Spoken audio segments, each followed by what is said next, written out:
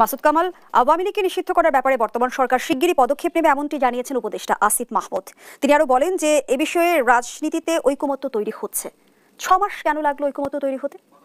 উনি বলেছেন ঐকমত্য তৈরি হচ্ছে, কিন্তু আমি এখনো দেখি নাই তৈরি কতটুকু হয়েছে। এবং আমি বলি, ওনারা বলেছেন ওনাদের একটা পলিটিক্স আছে, ওনারা নিজেও পলিটিক্স করবেন। আসিফ মাহমুদ তো অলরেডি প্রস্তুতি নিয়ে নিয়েছেন এবং ওনার হয়ে ওনার বাবা তা মুরাদনগর এলাকায় দেখলাম প্রচারও করতেছে যে তার ছেলে ইলেকশন করবে এবং তার ছেলে এলাকার জন্য কী কী কাজকর্ম করছে এটাও উনি বেশ সবিস্তারে বর্ণনা করতেছে। একটা ভিডিও দেখলাম তো আজকে।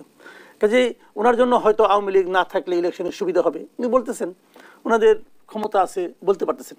কিন্তু আমি পার্সোনালি মনে করি এটা একটা কঠিন কাজ হবে। এটা হলো আমার বিবেচনা। নানাভাবেই দেখেন, বাংলাদেশ তো একা একা চলবে না, একা একা চলবে না। বাংলাদেশ তো সারা দুনিয়ার লোকজনকে নিয়ে চলতে হবে। আপনি খুব ভালো, হ্যাঁ উনি বলে যে না আমাদের সঙ্গে পাকিস্তানের সম্পর্ক খুব ভালো, আমরা পাকিস্তানের প্রধান অনুসরণ করবো, পাকিস্তান ইমরান খানের দলকে নিষিদ্ধ করে দিচ্ছে, আমরা ওই ফর্মুলায় যাব, যেতে পারেন। পাকিস্তানের পরিণতিকে যদি ওনাদের খুব কাঙ্ক্ষিত পরিণতি মনে হয় যাবেন, অসুবিধা দেখে আছে, তার ফলও ওনারা ভোগ করবেন। তবে এটা বলি, পাকিস্তানের পাবলিক আর বাংলাদেশের পাবলিক ভাই এক না। বাংলাদেশ মানে অন্যরকম এটা দেশ একটা। এই দেশের মানুষ সম্পর্কে যারা নাকি দীর্ঘদিন রাজনীতি করে তারাও ভালো মতো বুঝতে পারে না, আর ওনারাও তো রাজনীতি শুরুই করে নাই, যা খুব ইজি মনে করছে, কারণ একটা পত্র ইজিলি পেয়ে গেছে, বাকিগুলো খুব ইজিলি পাবে বলে মনে করে। তো চলুক, দেখা যাক কি হয়। কিন্তু আমি মনে করি এটাও তো সহজ না। দেখেন, প্রধান উপদেষ্টা ডক্টর ইউনূস উনিও কিন্তু বলেছেন যে উনি আওয়ামী লীগকে নিষিদ্ধ করার জন্য কাজ করছেন না, উনি এটা চাচ্ছেন না। উনি বলেছেন বিএনপি দীর্ঘদিন ধরে বলছে, তাই না? আর আসিফ মাহমুদ সজীব ভুইয়া বলতেছে কাজ চলছে, ঐক্যমত তৈরি হচ্ছে। ঐক্যমত কার সঙ্গে হলে আমি জানি না, এখানে আমাদের একজন পলিটিশিয়ান আছেন, উনিও বলতে পারবেন ওনার সঙ্গে ঐক্যমত হয়েছে কিনা আমি জানি না, কিন্তু আমার জানা মতো কোনো ঐক্যমত্য হচ্ছে না।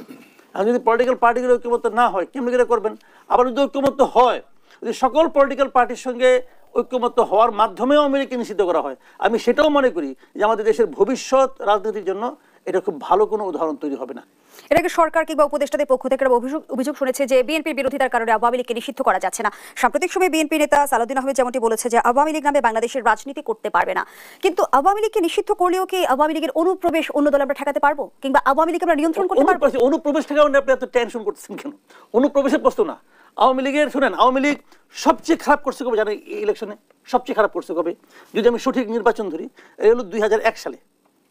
2001 সালে আওয়ামী লীগ মাত্র 300 আসনের মধ্যে 62 সম্ভবত তারা আসন পেয়েছিল। এই 62 আসন যখন তারা পেয়েছিল তখন তারা ভোট পেয়েছিল 2,23,65,000। পরের টুকার মনে নাই, এই পর্যন্ত আমার মুখস্থ। 2,23,65,000 তারা ভোট পেয়েছিল আওয়ামী লীগ, যেবার তারা সবচেয়ে খারাপ করেছিল।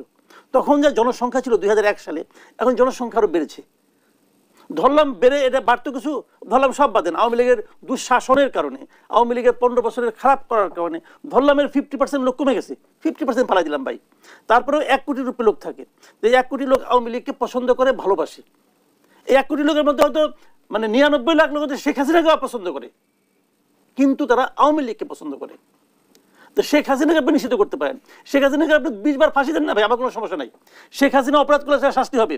আওয়ামী লীগের প্রত্যেকটা মন্ত্রীর অপরাধ আছে, সবাইকে ধরে শাস্তি দেন, আমার কোনো আপত্তি নাই।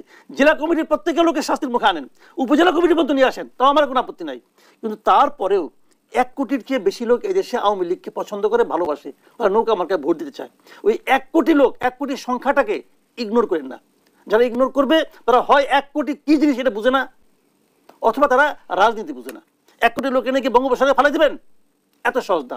জামাত আওয়ামী লীগের তুলনায় একটা ক্ষুদ্র দল। আওয়ামী লীগ 15 বছর সমস্ত কিছু নিয়ে ছিল, তার প্রশাসন, আর্মি, পুলিশ সব তার কাছে ছিল। জামাতকে নিষিদ্ধ করতে হতে 15 বছর লাগছে, তাও শেষ করতে পারে নাই। যখন শেষ দিন করছে 2 দিন এনজয় করতে পারে নাই।